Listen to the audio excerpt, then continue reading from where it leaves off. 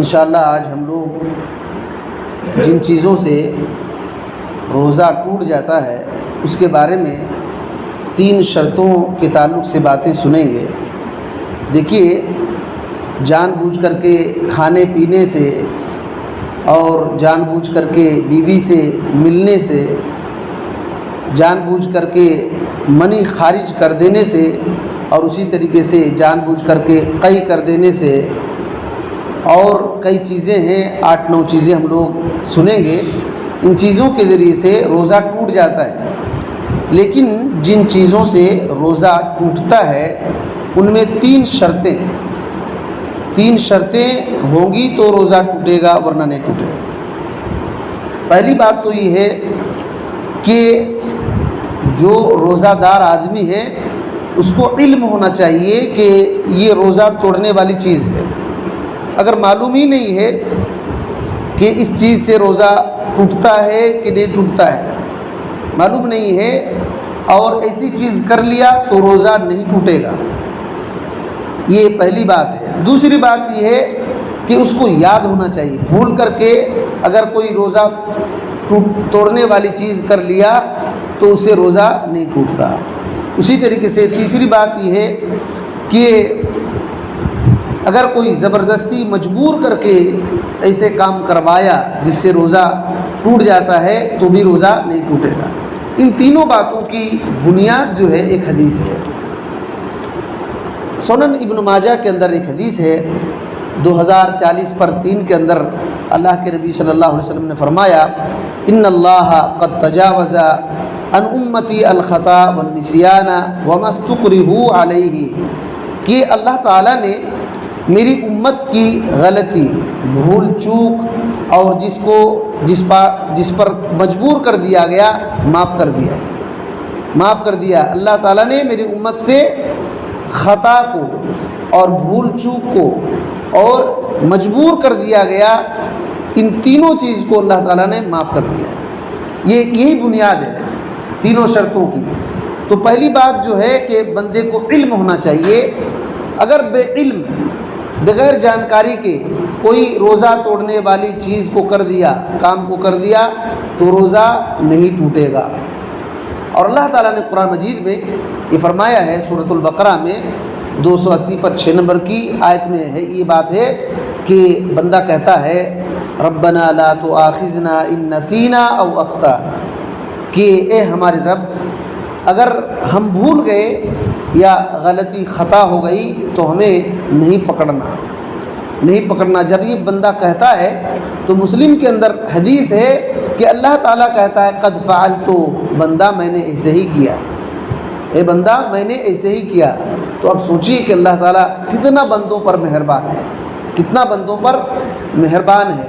اور سورۃ الاحزاب میں 5 نمبر کی آیت میں یہ ہے وَلَيْسَ عَلَيْكُمْ جُنَاحٌ فِي مَا أَخْطَأْتُمْ بِهِ وَلَكِنْ مَا تَعَمَّدَتْ قُلُوبُكُمْ وَكَانَ اللَّهُ غَفُورًا رَحِيمًا، کہ تم سے جو بھول چوک میں کچھ کام ہو گیا تو اس پر کوئی گناہ نہیں ہے۔ گناہ کب ہوگا؟ گناہ وہ ہے جس کا تمہارا دل ارادہ کرے، دل کے ارادے کے ساتھ تم نے کیا تو، اور اللہ تعالیٰ بڑا ہی بخشنے والا اور مہربان ہے۔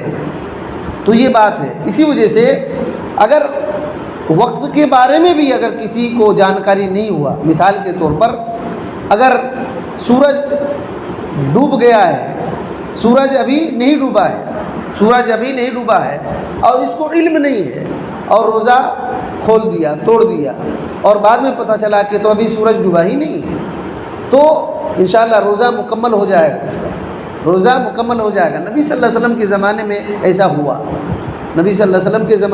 ہوا۔ صحیح بخاری میں حدیث ہے 1950/9 کے اندر حضرت اسماء بنت ابی بکر رضی اللہ تعالی عنہا بیان کرتی ہیں کہ افطرنا فی عہد النبی صلی اللہ علیہ وسلم، ہم لوگ نبی صلی اللہ علیہ وسلم کے زمانے میں ایک دن کیا ہوا، یوم غیم، بادل کے دن میں افطار کر لیا، پھر کیا ہوا، ثم طلعت الشمس، پھر سورج طلوع ہو گیا۔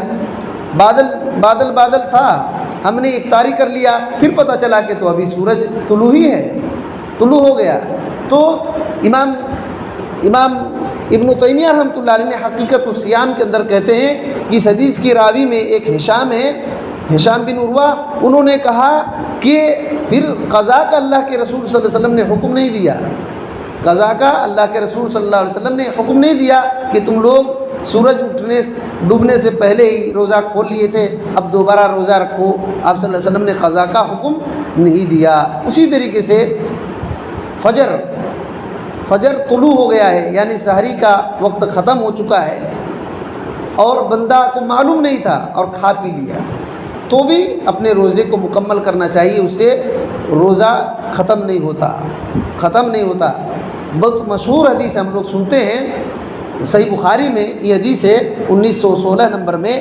حضرت عدی بن حاتم رضی اللہ تعالیٰ عنہ، جب قرآن مجید کی آیت نازل ہوئی کہ اس وقت تک کھاؤ پیو جب تک کہ کالا دھاگا سفید دھاگے سے ظاہر نہ ہو جائے، تو انہوں نے کیا کیا، ایک کالا دھاگا لیا اور ایک سفید دھاگا لیا اور تکیے کے نیچے رکھ دیا اور کھانا پینا شروع کر دیا.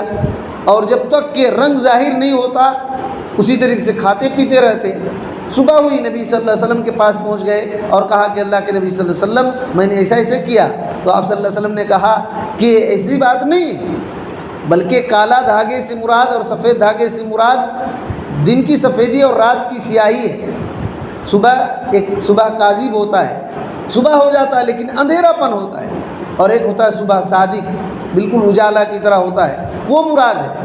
تب انہوں نے سمجھا تو اللہ کے نبی صلی اللہ علیہ وسلم نے پھر دوبارہ ان کو روزہ قضا کرنے کا حکم نہیں دیا. یہ بات ہے.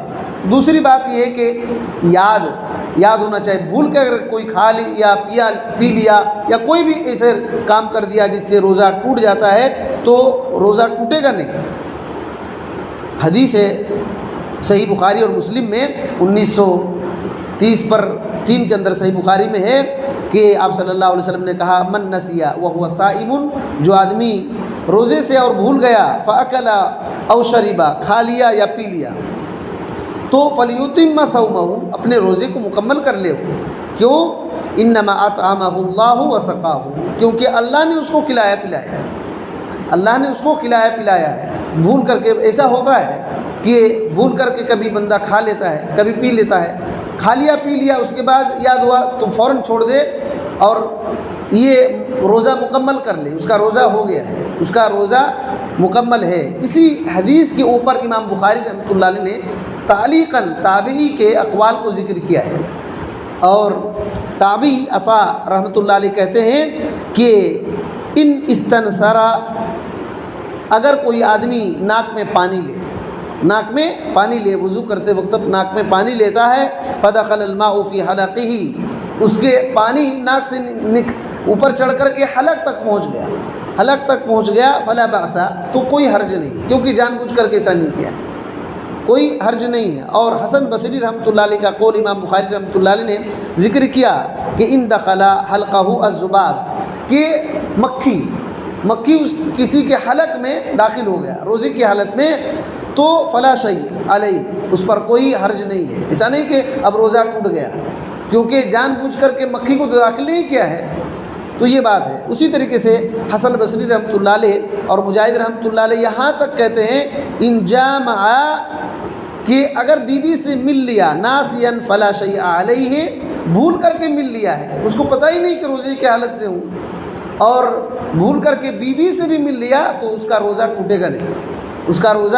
ٹوٹے گا نہیں. یہ بات ہے. اسی طریقے سے تیسری شرط یہ ہے کہ اختیار سے کھائے پیے یا روزہ توڑنے والی چیز کو کرے. اگر کسی نے مجبور کر کے کرایا تو روزہ نہیں ٹوٹے گا. سورہ نحل میں 106 نمبر کی آیت ہے من کفر باللہ من بعد ایمانہ الا من اکرہ وقلبہ مطمئن بالایمان ولکن من شرح بالکفر صدرا غضب من اللہ ولہم عذاب عظیم، کہ جو آدمی اپنے ایمان کے بعد کفر کرے اللہ کے ساتھ تو بہت بڑا گناہ ہے. لیکن اگر کسی کو مجبور کر دیا لیکن اس کا دل میں ایمان ہے، اطمینان ہے اس کا دل ایمان سے، تو یہ اس کا مسئلہ الگ ہے، اس کا مسئلہ الگ ہے۔